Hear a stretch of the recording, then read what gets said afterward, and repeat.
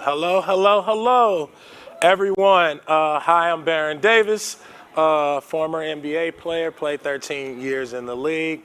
Now the founder of Slick, which is a creator platform for brands, creators, to explore opportunities for creators to be able to subsidize their ideas into content strategy. But enough about me. Time is ticking, and I love a good shot clock. The future is now. And personified advertising is a slam dunk. Now, I lost the slam dunk contest back in 2002, but we have the leaders, the slam dunkers in advertising. I would love for everybody to have a moment to introduce yourself and tell you why you're here. Thanks, Baron. Hello, I'm Anthony Flaccavento. I'm the general manager of the Americas for Ogury. I'm really excited about this panel. I've never have been in a slam dunk contest, being that I'm only 5'10".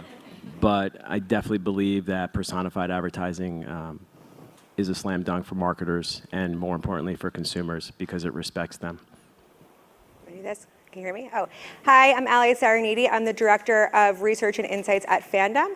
For those of you who don't know Fandom, it is the world's largest entertainment and gaming fan platform. So I spend a lot of time helping our clients navigate this seemingly ever-changing landscape, which means something like, how do we activate in the metaverse? Or how do we use insights to really fuel our strategies as we move away from third-party cookies? So this conversation is very relevant to me. You guys are all awesome. We've been bantering for the past hour, having fun, so I'm excited to dig in. Hi everyone, I'm Nidhi Sood. I'm a vice president at VaynerMedia. What I do there is I lead both creative and media integrated accounts and work with advertisers to find new and innovative ways to bring value to them. This is an especially interesting conversation for me because the intersection of creative and media is very relevant to making advertising far more personalized for people. So I'm excited to be here and have this conversation with you all. Everybody, Michael Liu. I am the head of innovation for Dentsu Media and Carat.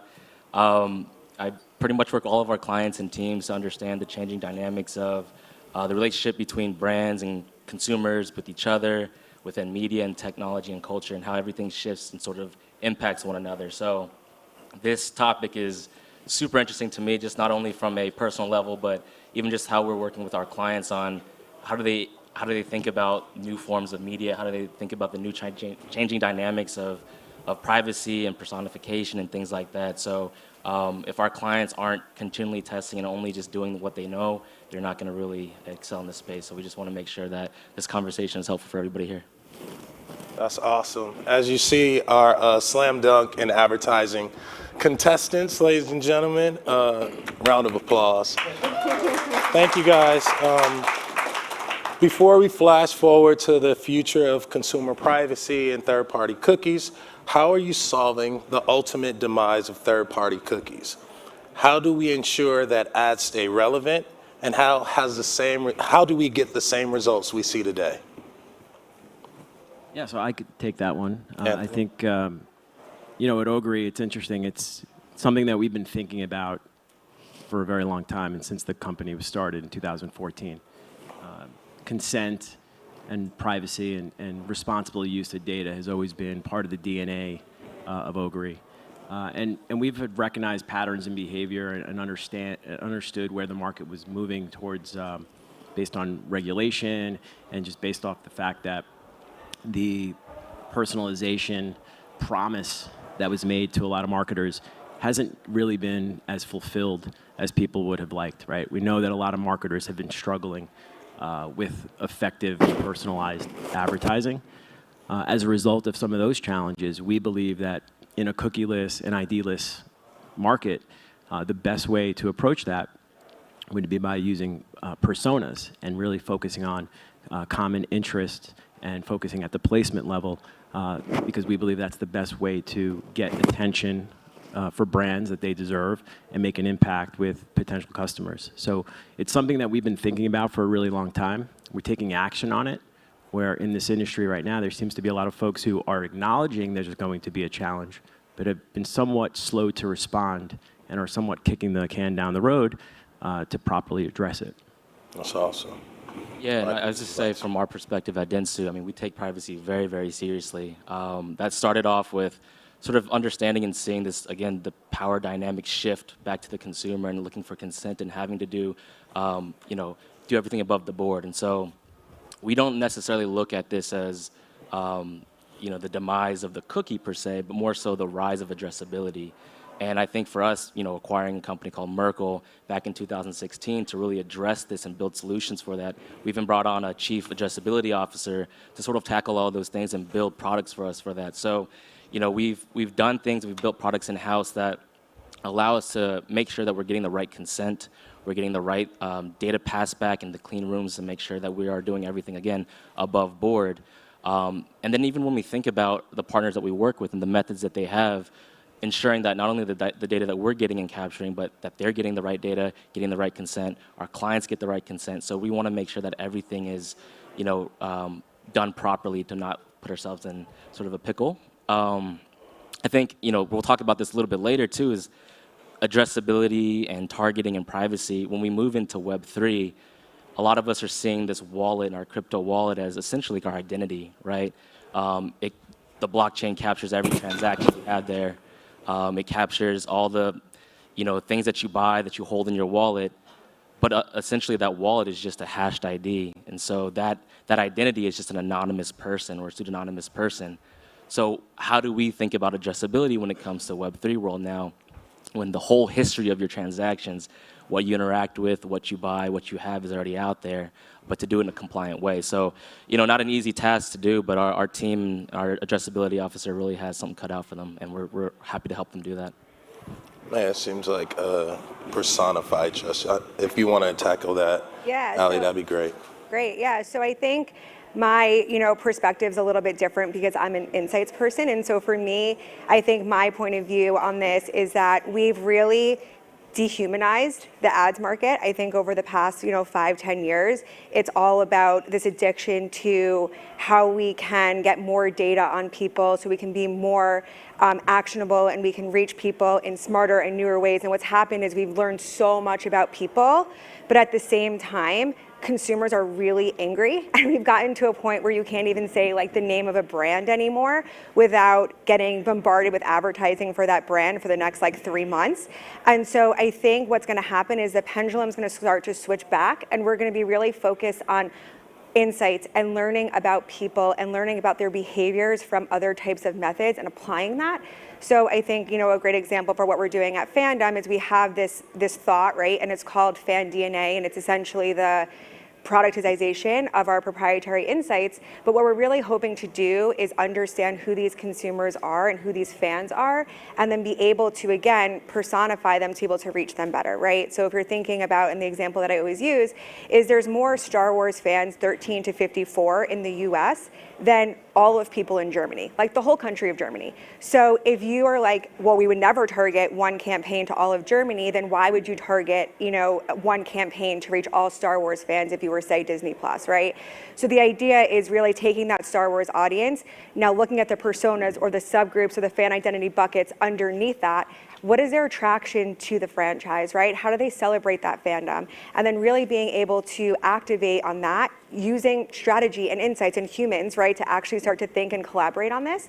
And that's when you have the creative, right, whether it be experiential or content or more creative ads, right? But it's all rooted in really truly understanding people and those insights to help fuel those strategies. And I just think the pendulum is swinging back to what we used to do before we had all of this data. Yeah, go ahead. Yeah, if I can add to that, I think it also brings back to what the core of the internet has been. It's been a value exchange. If you want really great content, I think the consumer recognizes that there has to be a trade-off, and that trade-off is to see ads. They're willing to do that, but it has to be relevant, and it has to be speak to them in a way that isn't necessarily overstepping, but in a way that actually provides value, whether it's through the form of entertainment in the ad or whether it's just giving them the proper information that they require to be knowledgeable about a brand or a service or a product that's being put in front of them. So I agree with you. Yeah. Yeah, Nidhi, I have one for you. How do we ensure that creative is effective and captivating? How will the role as a creative change, with all this information? Yeah, this is a very relevant question.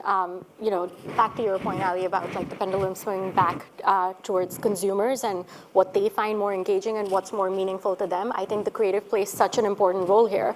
And I think at VaynerMedia, what we typically do is we focus not on people or cookies. We focus so much on these cohorts or these audiences that resonate with creative that makes sense to them, and putting creative out there that's highly relevant. So like basically putting creative out there at the speed of culture. So like being in the moment, speaking to them when it matters to them the most, that's what's really going to stand out. And that's what people are going to engage with more than just broad brand messages, I think, right? So I think that's creative, that's going to speak to them, that's going to be engaging and really, cut through the noise, as we say.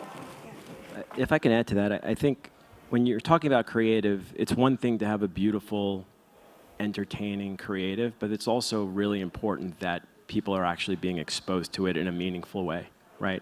Whether that ad is fully on screen or whether that ad is fully viewed in whatever capacity you're measuring it. We believe that fully viewable ads for a large portion of that ad, that as it's intended, is really the way to capture attention and increase the awareness of whatever product you're promoting. So creative in itself is great, but if nobody's seeing it and being able to connect with it, you're going to have a really hard time kind of connecting to the hearts and minds of those people. So we really want to make sure that the placement of the ad is important so the message can get through and make an impact.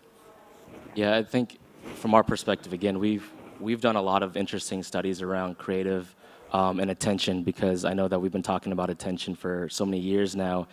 And at Dentsu, we've built this practice over 4 years called the attention economy, and our product there is essentially trying to understand that, no one exposure of attention is equal as the next. And so that's across media, channels, times a day, the creative involved. And so, we've done eye tracking studies, to help us understand the value of a TV spot versus a 10-second, spot on a social media campaign and versus digital and things like that. So we're trying to get smarter around how to value attention, and not only just like think about it as, oh, this many seconds equals this much attention. It's actually saying, well, close that loop a little bit more. How does that impact the actual brand and what you're trying to do? And so we've been trying to make strides in that and doing some pretty cool work around it. So looking at different CPM models that are based off of attention and expected attention on those models have been a lot of fun to work with. And I think people think about data all the time as this evil thing that's just capturing us and following us. And if I say the word peanut butter and everybody gets peanut butter ads on their social media, let me know. I apologize. Needs to be crunchy. But, you can also think about data as a way to inform the creative itself. It doesn't have to be just targeting.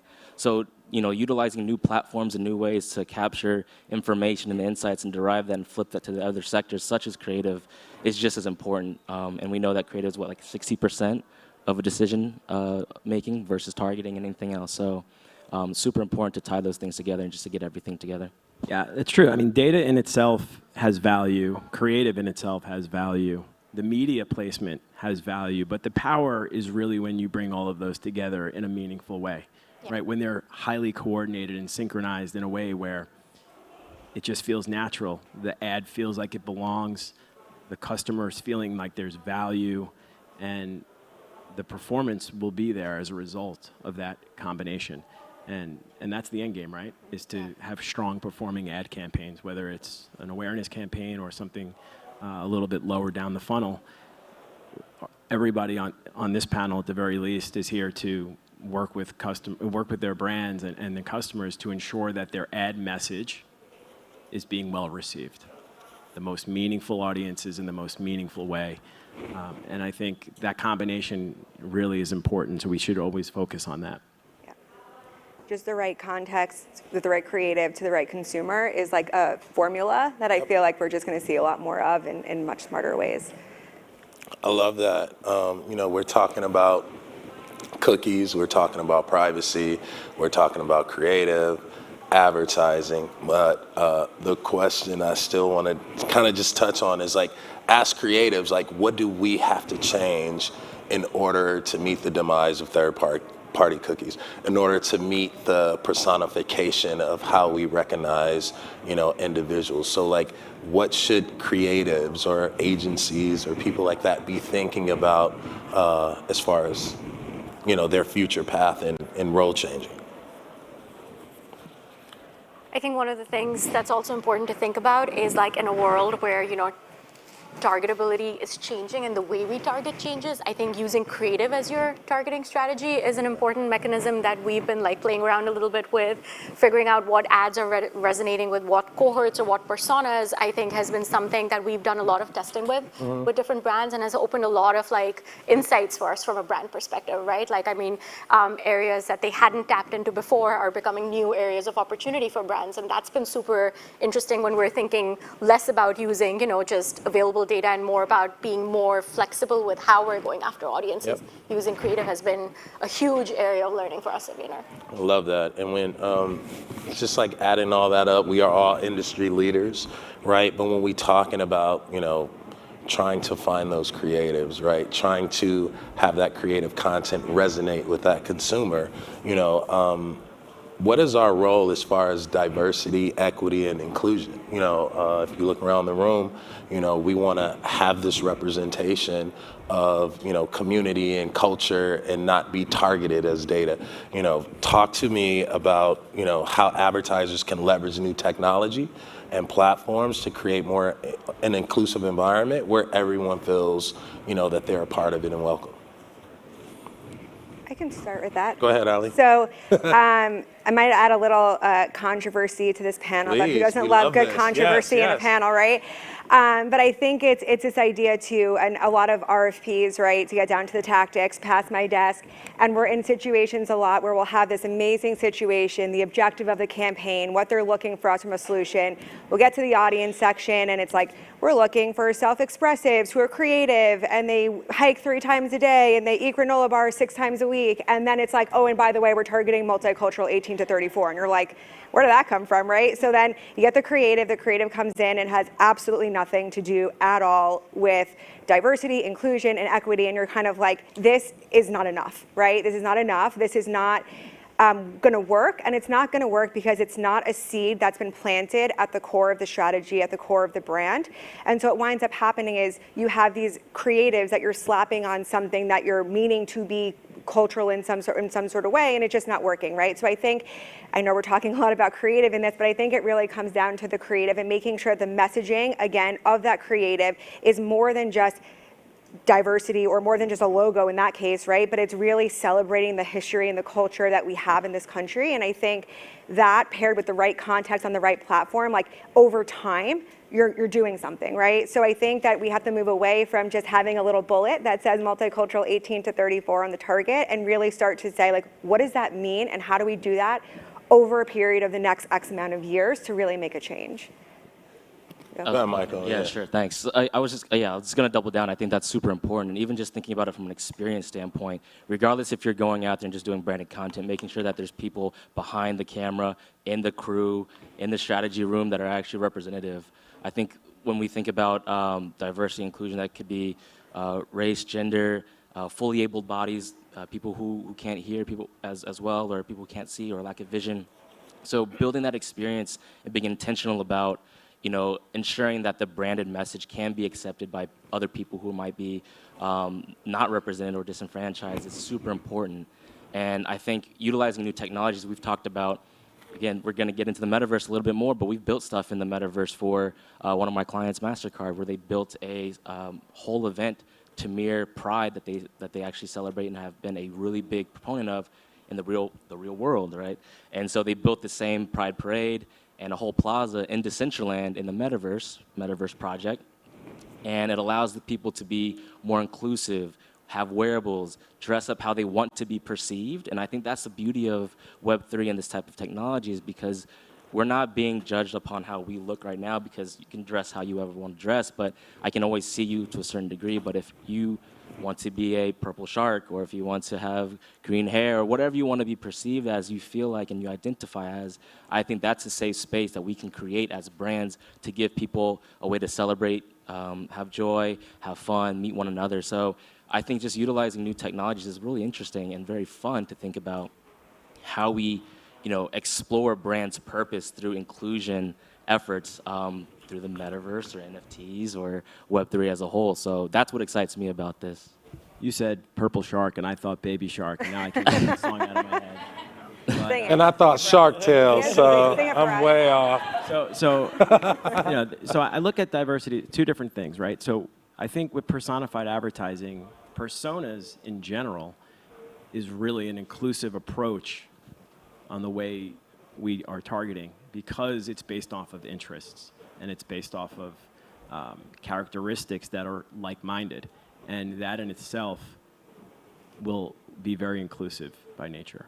When you talk about the industry at a whole, I think it comes with first acknowledging that things have to change, which I think all of us here recognize that, and we've been talking on it, but it's going to be a slow process, something that can be accelerated through education, and there's ways to do that, right? Whether it's hiring practices or whether it's just recognizing cultural differences on a regular basis within the workplace. Those types of things will create a groundswell of support that is sustainable over time, and I think ultimately will lead to the results that we want, to have a more diverse workforce which will attract more diverse creators, which will create more diverse content, which we can then distribute at scale, and ultimately it's a rising tide lifts all boats mentality from that perspective. It's a cycle you have to break where a lot of people might not feel represented, so because they're not seeing themselves on the screen, and that could be across any sort of type of segment of the U.S. or world. So you have to find ways as brand marketers, right, to make sure we highlight, lift up, educate, and just provide opportunities. And I'm loving that the industry is making its way towards that. Whether you have a BRG group or ESG group, whatever that is, it's super important to lean into that and just not let our dollars just sort of dictate everything that we do, but also look human first and thinking about consumers and how they feel. It's really important for the brand to stand up for that. Yeah, I think it's really important to do more than just like a tagline when you're just celebrating, inserting yourself as a brand in a specific heritage month. I think there's more that you need to prove that you're doing for these underrepresented communities, and I think a lot of brands have put a lot more effort into doing that, and I think it shines through a lot more than just like one-off instances which just don't resonate with consumers. Yeah, we've kept brands accountable. Yeah. Like if they said, "Oh, we want to do this, this, and that," and we're like, "Well, have you done this internally yet? Have you lived out the values that you're trying to market?" And it's a tough conversation, but we've had them. So I think they look forward to partners that can actually push them and then keep them accountable for things like that, especially around diversity and inclusion. Yeah, I would just add my 2 cents of just a recap and just thinking about for everyone, just as we think about diversity, inclusion, and storytelling, let's start thinking about our history, thinking about when you were a kid and all the, the evolution of culture, the evolution of advertising and content. I would say these new platforms like metaverses and Web3 allows us to archive storytelling, right? To archive our assets, to create kind of new dimensions of understanding, not just like pinpointing a cultural heritage month, right? But actually allowing those people to kind of dive in and be the storytellers of their culture, right? Which brings me to my last question before we ask questions. Scan the code and I will be reading your questions if I can see them correctly. What do we look like 100 years from now? That's a tough. I hope I'm still here. I mean, I hope I'm like a robot or something, but that's my answer. Yeah. Where are we at in advertisement, 100 years from now? What does the future look like, starting today? And like what our great-great-grandkids going to think about what we're doing as pioneers? I didn't want to go first on this answer, but I want honestly. You're the youngest. I wanted to draft off on what you were saying because uploading our history and art and culture. I mean, Web3, NFTs, blockchain. There's a project and all the tragedy that's happening over in Ukraine that people are taking 3D visuals of the squares, monuments, things like that, and uploading that to the blockchain because these historians are looking forward to keeping this on the blockchain. So regardless of what happens, these monuments that are being destroyed could still live forever. Minecraft, Microsoft client or Microsoft property, they built a whole world where you can explore Ukraine and the whole history of Ukraine as if it was a year ago. And being able to do that in a metaverse environment, being able to do that and hold it on a blockchain, that's super important to keep the preservation of culture as well. So that's just one point that I just thought of when you said preserving our history. I think that's a lot more valuable than, you know, an NFT of the first tweet. Yeah. You know, that How many millions out of dollars? Yeah, you're right. And I think that's where this whole rap of metaverse, Web3, NFTs get a bad rap, is we're seeing billions and millions of dollars being sent to like pet rocks and pictures of cartoons. And peel back the layers, it's the technology behind it. Peel back the layers, it's a smart contract and how immutability on the blockchain actually makes sense. I know we only have 2 minutes left, so I'm not going to go into it. Yeah, you can go on for a while. I want to get Ali. Yeah, I want to get Ali in here. We were talking about this before, so it's actually really interesting, and I feel like, Michael, you a little bit changed my perception a bit, and I think there's a lot of insights from, I know, crazy, right? There's a lot of insights from our audience that is really mixed, I would say, on a lot of these topics, right? And I think that there's overhyped, underhyped. I think that when it boils down to it, we need to separate the technology and we need to separate the possibility with the nomenclature and the perception that we have today. And this is especially true in the gaming space. I think we all know how gamers feel about NFTs. But before, I know we're tight on time, but before we move on, the reality of it is that they have a negative perceptions around NFTs in gaming. But if you ask them about the possibility of what you can potentially do, given the technology that NFTs and blockchain, et cetera, would allow you to do, they're super excited about that, right? So I think what we need to do is separate the two, have education around what's possible, and then rebuild without being invasive and a scam and all the other things that are around it. He's laughing because I said that to him. And I think that we need to basically start to focus on the education now so that when the industry advances, we're ready to actually like take off if it gets there. Yeah, I think, listen, there's a lot going on with the metaverse. There's a lot going on with all sorts of unique and emerging technologies. But a few of the things that continue, like themes that come out of this always is like the ability to create togetherness, right? Michael just alluded to that with the Ukraine. The ability for exploration and what it's like to have experiences or get information that normally you wouldn't have. And then there's curiosity, right? To be able to satisfy young people's curiosity of all different subjects through technology is a huge asset to our community, right? And our world, for, you know, in a nutshell. So for me, it's about the exploration, the togetherness, and the curiosity, and like that's what technology will do to bring us into the next era. Any final thoughts we have? Anybody? I think I have like one response to what I hope or advertising would look like a lot more. I think we pay such little attention to the emotions that advertising can, you know, get out of people, and we usually rely on just qualitative sentiments. I think in 100 years, we'll just find more creative ways to actually get real-time emotive data back as a response to ads, and I hope that like really evolves. It's supposed to be fun. Yeah, right? exactly. The future is now, and personified advertising is a slam dunk. Welcome to our slam dunk advertising showcase. Thank you all for joining us. Thank Ogury for doing this. I'm Baron Davis. Thank you all. Enjoy.